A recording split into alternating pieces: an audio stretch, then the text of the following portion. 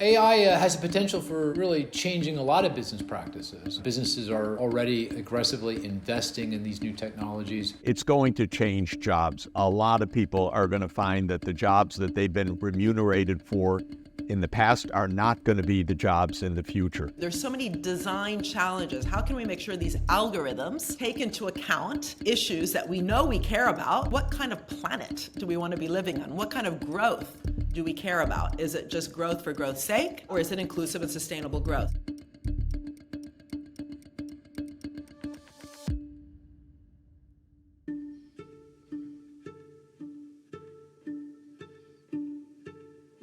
Well, we're all going to benefit to the extent that there are new efficiencies. We can buy things cheaper. We can get AI embedded in all sort of gadgets, and therefore our lives become just easier. On the other hand, there will be a lot of casualties in terms of workers, not just the routine workers that were in the factories that got replaced by software over the last 30 years, but we're going to see more professional workers who are actually going to be losing their jobs because AI can do those jobs at least as well as they can and far more efficiently. And it's going to have tremendous social and political implications because a lot of those professional workers are used to doing fairly well. This isn't the working class anymore. We're now talking about the middle class of America, and AI could very easily be taking over many of those jobs.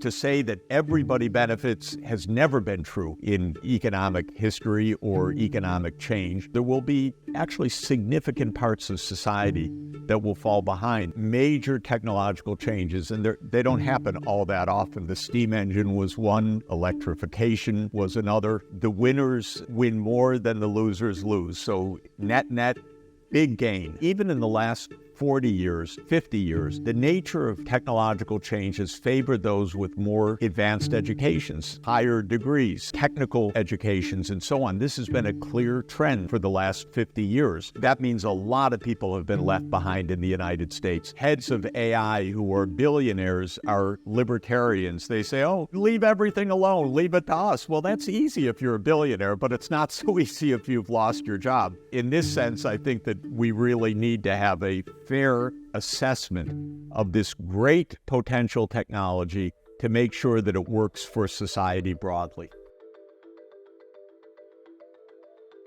Artificial intelligence, machine learning, robotic automation can affect the way they're using labor. AI is going to have major disruptive effects. Some firms are going to survive, some of them will disappear. Entire sectors of the economy will be radically changed by AI. There's also the risk that AI is going to increase income and wealth inequality. These technologies are capital intensive, skill bias, and labor saving. If you own the machines or the capital that owns the machines, you do well. If you're in the top 10% distribution of skills, education, human capital, probably AI makes you more productive and efficient. But if you are a low or medium value added worker, your jobs and income could over time be at risk. One view says that there'll be tons of new jobs of the future that we don't even know of, so there'll be always a demand for labor. The other one is more dystopian and worries that eventually many jobs, initially cognitive white-collar jobs that are low value added, then blue-collar jobs, eventually cognitive and creative jobs could be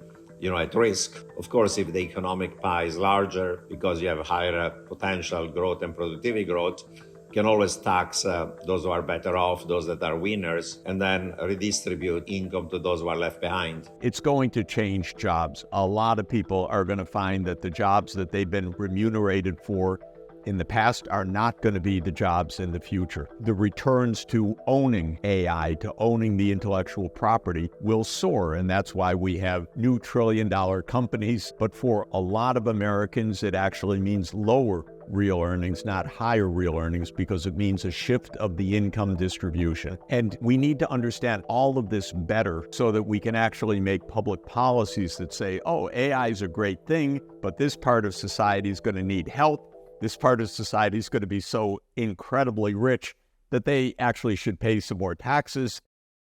This topic of AI is really fever pitch now in all the areas that I inhabit as my work.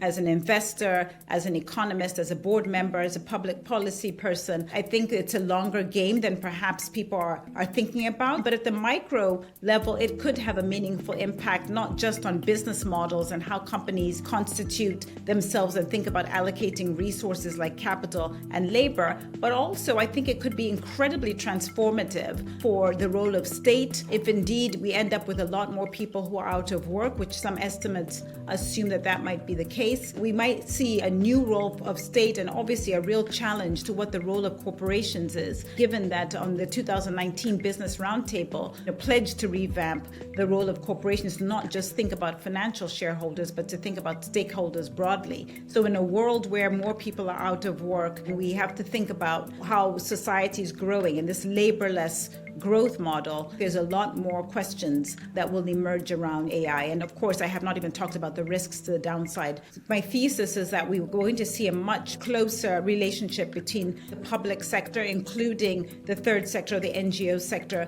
and corporations. At least that's what we would hope to see, because I think ultimately we all should be pulling together to have better outcomes for economic growth, but better outcomes for society. AI has the potential for really changing a lot of business practices. It's coming on very rapidly. Businesses are already aggressively investing in these new technologies. History is a guide. It does take time for those technologies to be incorporated into business practices and to have a big impact. We tend to see the technology, we can see it, we can feel it, we can taste it, we know it's coming. Therefore, it should happen immediately. It doesn't happen that way generally. It happens over periods of several years, even a couple decades. But I think all businesses will benefit and also be challenged by artificial intelligence. And of course, the benefit is productivity gains. I mean, businesses are scrambling to try to figure out how to raise the productivity of their labor force. They know that it's going to be hard to find workers in the future given demographic trends, aging out of the workforce by boomers and weaker immigration.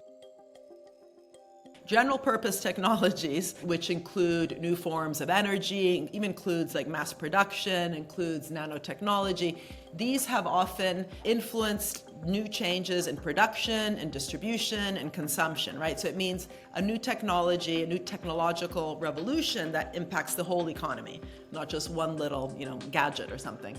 Even Google's algorithm was financed from the National Science Foundation. The internet was financed by DARPA. GPS was financed by the Navy. The big questions we're asking today around AI, but even just big tech in general in terms of privacy, how our data is being used, do we know how it's being used, the GPT now 5.0 or whatever we're coming to. There's so many design challenges. How can we make sure these algorithms take into account issues that we know we care about? Just look at the Human Rights Declaration, right? There's a lot of good information there, but also the Sustainable Development Goals. These are all important in terms of defining what kind of planet do we want to be living on? What kind of growth do we care about? Is it just growth for growth's sake, or is it inclusive and sustainable growth? So there's real design challenges, especially today, where a lot of the talent that used to be distributed is in 4 or 5 companies around artificial intelligence. So there's profits being earned in excess of the underlying innovation. That has then affected massive,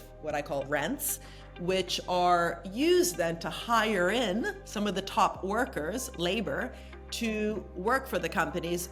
Much of this, if you look at AI, used to be in universities, places like Stanford, MIT. It's now much more profitable for top academics to be doing artificial intelligence research for the big 4 or 5 companies in this space and not in universities or even not in DARPA. What I think is healthy would be if that talent pool was distributed